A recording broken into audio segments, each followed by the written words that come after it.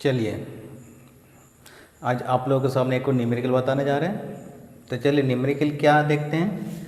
C1 तथा C2 धारिता के दो संधारित्र को समांतर क्रम में जोड़ने पर 6 माइक्रोफैराड तथा श्रेणी क्रम में जोड़ने पर तुल्य धारिता 4/3 माइक्रोफैराड होती है। तो C1 एवं C2 के मानों की गणना कीजिए। इसका मतलब ये सवाल क्या बोल रहा है, देखे तो कि दो गो संधारित्र हैं जिसकी धारिता क्या है C1 तथा C2, लेकिन उसको एक बार हम लोग क्या किए, एक बार हम लोग समांतर क्रम में जोड़े। एक बार समांतर क्रम में जोड़े तो उसका तुल्य धारिता क्या आया 6 माइक्रोफैराड।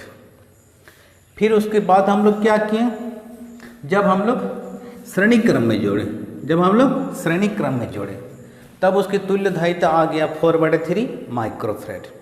तो C1 तथा C2 का मान हमको चाहिए।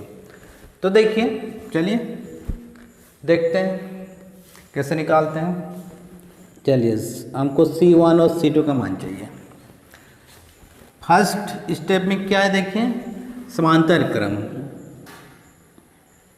तब हम लोग क्या लिखेंगे, समांतर क्रम में। समांतर क्रम में हम लोग क्या जानते हैं, formula C1 plus C2 equal to कितना है 6 माइक्रोफैराड। इसको हम लोग क्या करेंगे, समीकरण 1। अब देखिए दूसरा स्टेप में श्रेणी क्रम में तुल्य धारिता क्या आ रहा है 4/3। श्रेणी क्रम का फॉर्मूला क्या होता है, श्रेणी क्रम में समांतर क्रम में तो फॉर्मूला ये था, फॉर्मूला क्या था समांतर क्रम में C equal to C1 plus C2 plus C3, ऐसा था ना फॉर्मूला। अब देखिए श्रेणी क्रम में फॉर्मूला हम लोग निकाल चुके थे, चलिए दिखाते हैं। 1/CS ऐसा होता सीरीज कॉम्बिनेशन। क्या था 1/C1 plus 1/C2 plus 1/C3, ऐसा था ना फॉर्मूला। तो उसी के फॉर्मूला के आधार पर हम लोग देखते हैं। तो क्या करेंगे, जब श्रेणी क्रम में देखेंगे तब क्या होगा, देखिए 1/CS एस से हम लोग इंडिकेट करते हैं, इसका मतलब सीरीज कॉम्बिनेशन। तो क्या आएगा 1/C1 प्लस दो गो कंडेंसर है तो 1/C2, अगर 3 गो होगा तो 1/C3 लेते हैं, लेकिन यहाँ पर 2 गो कंडेंसर है तो इसलिए C2 तक लिए। अब देखिए इसको जब LCM लेंगे तब क्या आएगा C1 इंटू C2। क्या होगा यहाँ पर बोले तो C1 कैंसिल तो क्या बचेगा C2, यहाँ पर C2 कैंसिल तो क्या बचेगा C1। अब देखिए आगे इसको इस स्टेप में पलटा देंगे, नीचे वाला ऊपर कर देंगे तो क्या आएगा CS चल गया ऊपर, नीचे क्या आ गया 1। यहाँ पर क्या होगा C1 इंटू C2 चल गया ऊपर और इसको हम लोग ऐसे भी लिख सकते दो, जो कि दोनों प्लस में है। तो क्या लिख सकते हैं, देखिए C1 प्लस C2। अब देखिए CS क्या है, सीरीज कॉम्बिनेशन। इसका मतलब श्रेणी क्रम।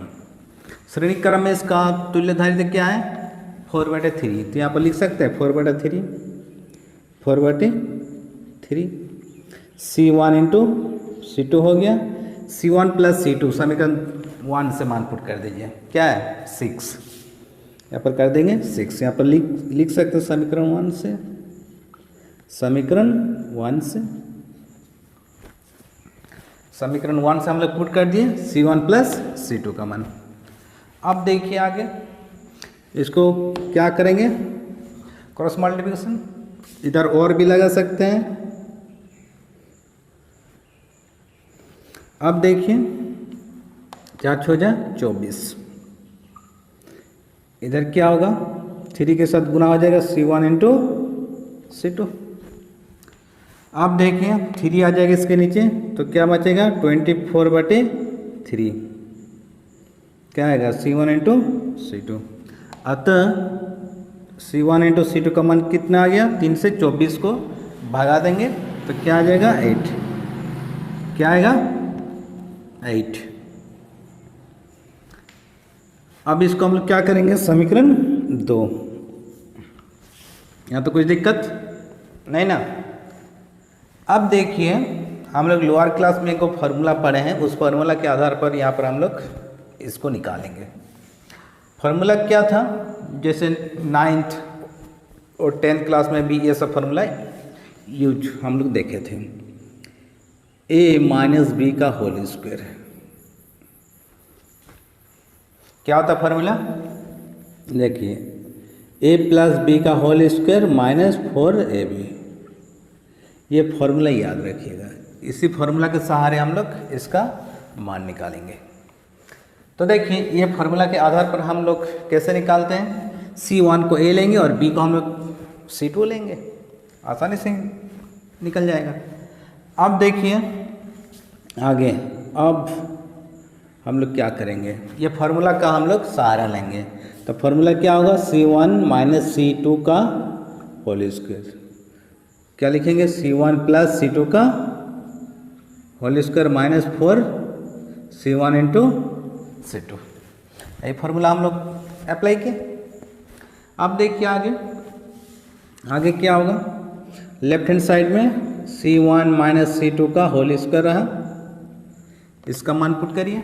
C1 प्लस C2 का मान क्या है, समीकरण 1 से 6 का स्क्वायर C1 इंटू C2, यहाँ पर प्लस का मान पुट किया C1 प्लस C2, यहाँ पर C1 इंटू C2, इसका मतलब C1 इंटू C2 कहाँ पर है, देखिए C1 इंटू C2 क्या है 8 है, यहाँ पर पुट कर देंगे 8।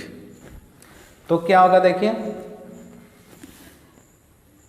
C1 माइनस C2 का होल स्क्वायर, इसको स्क्वायरिंग है तो कितना जाएगा 6 का स्क्वायर 36, यहाँ पर 4 8 जा 32, 36 से 32 को माइनस करिए तो कितना आएगा 4।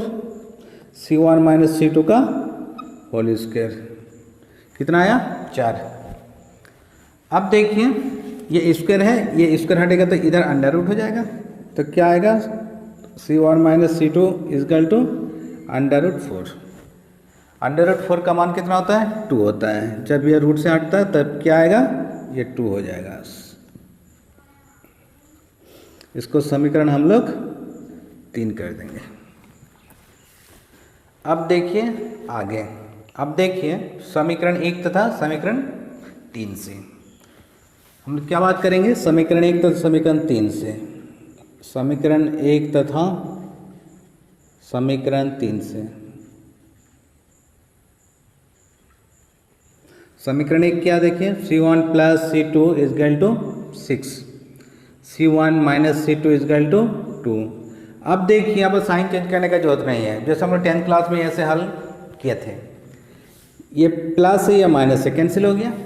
अब क्या होगा, यहाँ पर C1 क्या होगा 2C1, यहाँ पर क्या होगा 6 और 2 8, तो C1 का मान मेरा 4 आ गया। अब क्या करेंगे, C1 का मान समीकरण 1 में रखिए या तो समीकरण 2 में यानी 3 में रखिए, कहीं पर भी रखिएगा वो C2 का मान आ जाएगा। तो क्या करेंगे, C1 का मान समीकरण 1 में C1 का मान रखने पर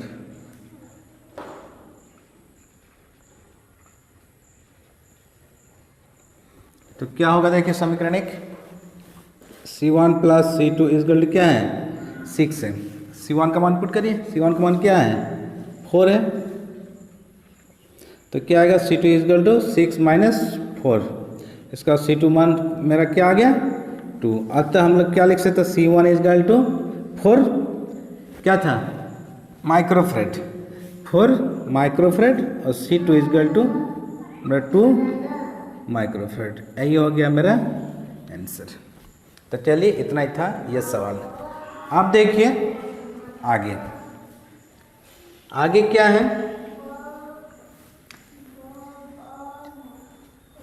क्या था,